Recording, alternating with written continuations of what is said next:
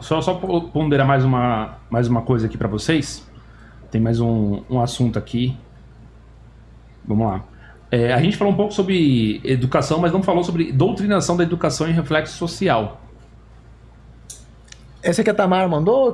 Tamara mandou. Que doutrinação não é bem um tema que... Eu acho que o adestramento acho que é mais grave que a doutrinação, né? A doutrinação, tanto de direita quanto de esquerda, embora seja muito mais comum de esquerda do que de direita, ambas acho que são ruins. Acho que a doutrinação em si é ruim. Mas é um problema que... Eu acho que é menos grave do que o adestramento. Porque se você, por exemplo, na União Soviética, você tinha uma doutrinação muito pesada. Mesmo assim, eles conseguiram produzir ciência de ponta, atletas de ponta, arte de ponta. A União Soviética, durante décadas, foi o segundo maior potência do mundo. Tinha os Estados Unidos e a União Soviética. E contexto da população dos Estados Unidos, né? Pois é. Estava lá meio que pau a pau com os Estados Unidos. Várias modalidades esportivas. Os melhores livros de astronomia, física e matemática que eu conheço são russos. São traduzidos para o espanhol da editora... Mir, traduzida pela livraria Rosov aqui do Brasil. Então, são assim de um nível muito alto. Só que, quer dizer, o problema não está exclusivamente na doutrinação. Claro, a doutrinação vai ter outras consequências, mas ela não prejudica diretamente a própria educação e a própria ciência, tecnologia, etc. Tanto é que a renda per capita na União Soviética, os Estados Unidos nos anos 80 era 25 mil dólares anuais, nos Estados Unidos 17 mil na União Soviética, né? Porque foi em 91 que faliu a União Soviética, aí afundou, teve 300% de inflação em questão de... Né? Mas antes disso, a União Soviética estava quase pau a pau com os Estados Unidos em termos de... Qualidade de vida não se pode falar porque eles não tinham liberdade, né? Mas assim, em termos de produtividade, eles estavam... Tem que também considerar que eles estavam maquiando muita informação econômica, mas estavam num patamar... Bastante produziram a corrida espacial, eles ficaram na frente dos Estados Unidos na maior parte do tempo. Já conversou com alguns russos aqui do Brasil? O Popov, Sergei Popov, que é PhD pela Universidade de Moscou e está lecionando na USP, professor de MS5 na USP. Né?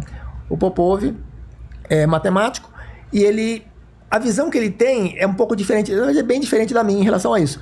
Já conversei com muitos cubanos em relação a isso, poucos soviéticos, né? Mas de um modo geral... Esse veio em que época? Ele tá vivo, Mas ele veio em que época? Ele veio em 89, um pouco... Foi no finalzinho, né? Não, pera, ele veio em 94, acho. Foi depois. Porque aí foram de vários... Saíram da nossa, foram a vários lugares do mundo, né? Começaram a espalhar e vieram alguns, inclusive, pro Brasil. Foi em 94. Então, mas essa questão. Então, eu acho que o adestramento é muito mais grave do que a doutrinação, porque o adestramento, ele permanece meio que no estágio... de idade da pedra, porque se não houvesse um mundo fora do Brasil, aqui seria tudo índio, estaria, sabe, vivendo em Goca, caçando com arco e flecha, vivendo 25 anos, morrendo com dente cariado, morrendo pegava uma gripe e morria, ia estar um padrão assim, muito primitivo. Só existe uma boa civilização no Brasil e em alguns países porque tem Estados Unidos, tem Europa produzindo, Japão produzindo tecnologia que é consumida sem os Estados Unidos do Brasil, o mundo ia estar, décadas. Pois é, exatamente por causa desse processo de adestramento, porque o Brasil não produz ciência, não produz nada. Ele só consome o que é produzido fora. E muitas vezes nem... o consumo tem outro problema, que essas taxações de importação é um absurdo. Mas ainda assim é melhor que tenha essa possibilidade, pelo menos, do que se não houvesse. Né? Então, o adestramento, o que chama de adestramento? Memorizar e repetir informação sem compreender o que está fazendo, sem produzir inovação, sem produzir aprimoramentos, né? Que é o que acontece em todas as universidades, com exceção do INPA, que é a única instituição que produz, só que ele não produz ciência, o INPA é só matemática. O INPA é só matemática. O que é o INPA? Instituto de Matemática Pura e Aplicada. É a única instituição no Brasil que produz inovações de alto nível mundial.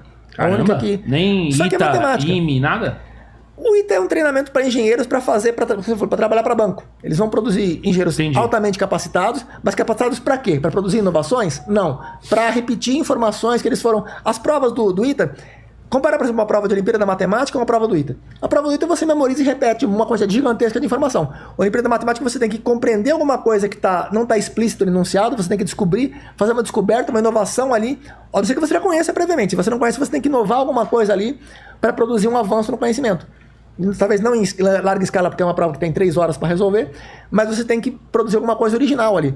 No ITA não, o ITA, o IME, né, são totalmente diferentes nesse sentido. São pessoas altamente capacitadas dos dois. O Tarcísio, por exemplo, veio do Instituto Militar de Engenharia, ele foi aluno do Zé Paulo Diegues, né, que foi meu prefácio do livro do MCH. Foi professor do Tarcísio. Tarcísio é uma pessoa altamente capacitada, o Zé Paulo Diegues é uma pessoa extremamente capacitada, ambos, né, muito inteligentes. Só que o caminho, como é que ele foi aproveitar a inteligência deles? Para memorizar e repetir informação. Quer dizer, é uma destruição... Não tem pra onde ir, né? Do processo criativo. Ou vai pro exterior, né? Que, por exemplo, o Amoedo foi aquela do Paulo Artacho. O Amoedo foi pro exterior, conheceu o ganhador de prêmio Nobel, conheceu o cientista de verdade que produz inovações. O Igor perguntou para ele. O Amoedo falou do Paulo... Do cientista, me diga o cientista que apoia Lula, né? O Igor tava certo ou não? Não, lógico que não. O João Paulo, o vai falar João Paulo, não, Dom Pedro II, né? O Igor tava comentando, o melhor chefe de Estado do Brasil foi o Dom Pedro II, que eu concordo plenamente com ele. Se fosse considerado dos presidentes, eu colocaria talvez o João Figueiredo. Agora, entre o chefe de Estado, de todos, inclusive da monarquia, o Dom Pedro II acho que foi talvez o princípio mais importante. E comentou que foi admirado por vários, assim, o Thomas Edison, por exemplo. Não admirado, mas ele também mantinha correspondência, bicho. Sim. Com a top literário, científico. Sim. Aí ele falou, o Igor falou, o Lula também. Quando ele falou também, tipo, na hora, já rebateu. Então me diga um. Diga um. Dá um exemplo. Paulo Artacho, né? Sei lá que esse cara... Aí ele falou, o que esse cara inventou? O que esse cara fez? O que esse cara fez de bom? Depois a gente conversa. Eu não sei depois... e tal. Eu não sei.